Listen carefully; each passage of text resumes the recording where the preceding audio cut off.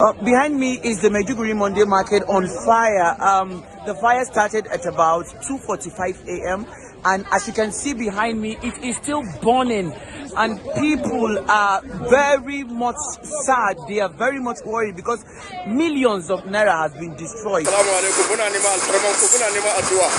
Cikin wanda make wuta ya kama dan Allah a taimaka mana da addu'a gashi nan muna sakiyar kasuwa dan Allah taimaka mana dan Allah taimaka na yan kasa ta Nigeria cikin wanda make sabara shago da ne dan Allah taimaka mana jama'a a taimaka mana jama'a a taimaka mana kare kudi da wani abu yanzu haka muna cikin wanda make wuta dan wurin da ke sayar kayayyakin mata ka shagunan su yara kana su rasu da su hula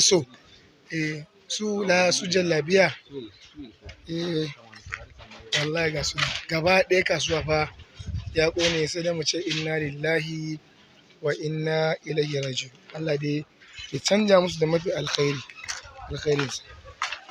dan jama'a wani haulai na cikin wani rayuwa na addu'a cikin rayuwa na addu'a ana yin addu'a. Ku duba kasuwa, ku duba Monday market jama'a, ku duba Monday market jama'a, ku duba Monday market jama'a, ku duba Monday market jama'a. Kuduba Monday market jama'a,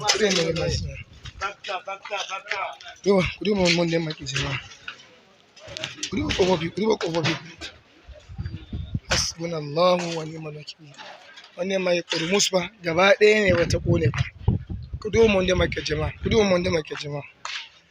Ya subhanallah, ya subhanallah. Dukiya ya ƙone, dukiya ta ƙone.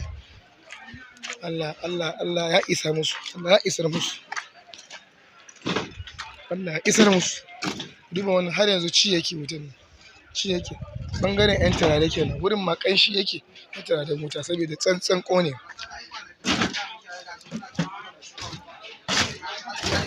Shaguna faffashe duba wannan wani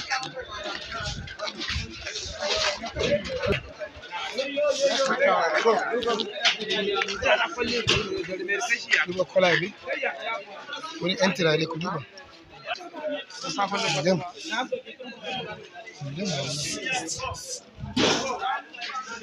kalli wannan shagon, kalli wannan cikin shagon ne.